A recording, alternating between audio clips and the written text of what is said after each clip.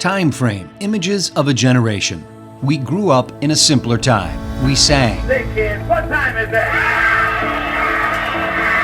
M-I-C-K-E-Y-M-O-U-S-E. We laughed. Hello, boy. I can't believe I ate that whole thing. We cried. President Kennedy died at 1 p.m. Central Standard Time. He's been shot. Lee Oswald has been shot. We fought. We loved. We were attacked. Japanese have attacked Pearl Harbor, Hawaii by air.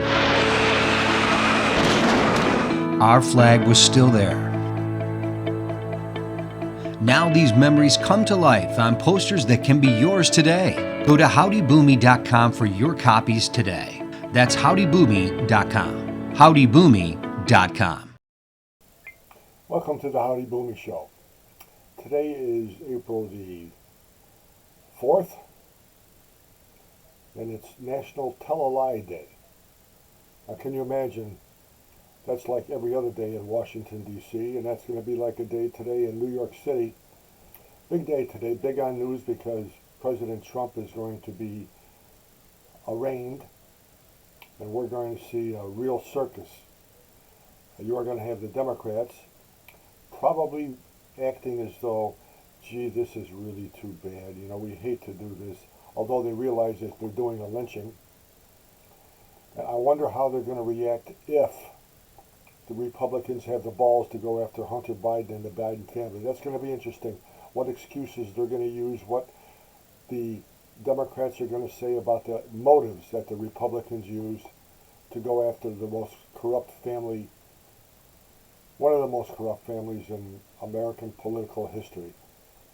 So it's going to be an interesting day in New York City. That's going to focus on the news. You're going to see a lot of unbelievable mentions by both Republicans and Democrats. But it's a sad day because they're showing how they can weaponize the court system. Merrick Garland was turned down as a nominee to the Supreme Court by the Republican Party, so he's got a hard on for anybody Republican, and he's being told what to do by Joseph Biden, our President of the United States, one of the most vindictive people on the face of the planet. National Tell a Lie Day. Can you imagine if in Washington, D.C., they had the Pinocchio syndrome where every time they told a lie, their nose would grow? That would be very, very interesting. Today you had continuing news about the banking system. Jamie Dimon, the head of Chase Manhattan Bank, came out and said we can't have a system where banks can't invest, but they have to be investable.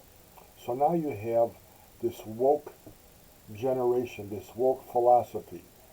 You have a woke Federal Reserve commissioner in San Francisco who oversaw the banking system on the West Coast.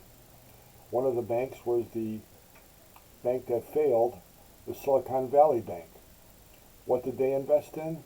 They invested in all this woke, clean energy, global warming, whatever you wanted. If you came up with a business that was in their wheelhouse as far as wokeness goes, they'd loan you the money. On their board, former Obama directors of campaigns, Biden directors, everybody Democratic, everybody with the woke philosophy, including the bank president and all his cronies. Now, isn't it funny that before they pulled the plug, before they went belly up, they took all kinds of bonuses and payments to themselves. They sold all kinds of stock. That tells you they speak a good game. Anybody who is, well, you know, we're just born, just one, all of us put our pants on one leg at a time. Doesn't matter how much money you have. We're all alike. We have to have charity. Those people who have that philosophy already have the money in the bank. They don't have to worry about it. They don't have to worry about competing for other people to get money in their account. They already have the money.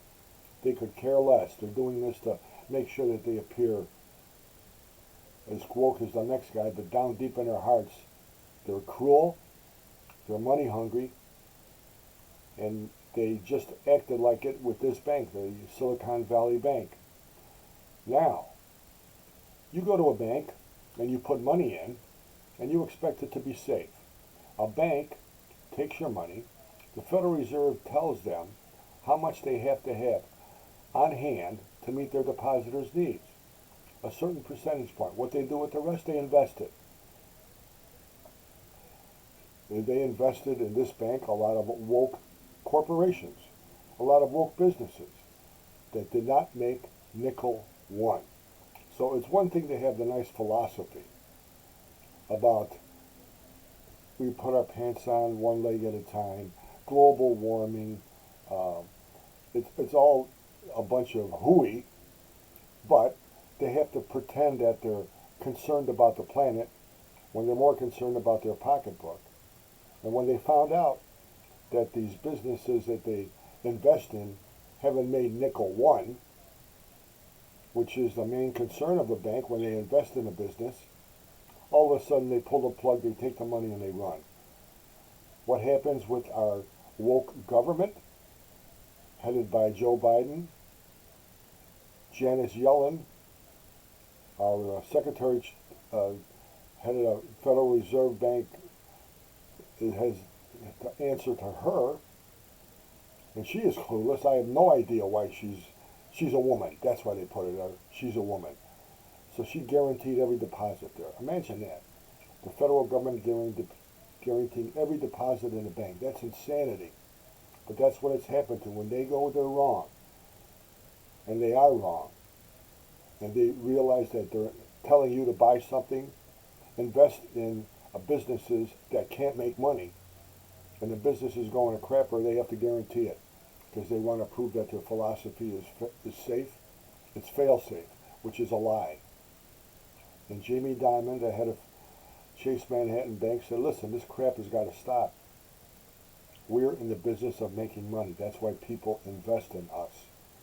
But making money is evil to the Democratic Party until they start fundraising.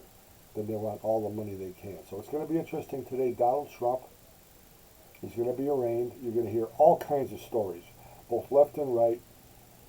The Democrats, some Democrats are going to say this is a tragedy that they created. Now I want to see what happens when they go after Hunter Biden and the Biden family. I want to see what happens when Adam Schiff, who probably right now is recruiting people to be in the firing squad he wants to kill Trump with. I want to see what he says if they start going after the most corrupt political family in the United States. It's going to be interesting. I saw a headline today where a man broke the Guinness Book of Records for the longest beard. It was 8 foot 3 inches. A Sikh out of Canada. Now, according to the Sikh religion, you cannot shave any hair off of your body because that shows a commitment to Christ, to God.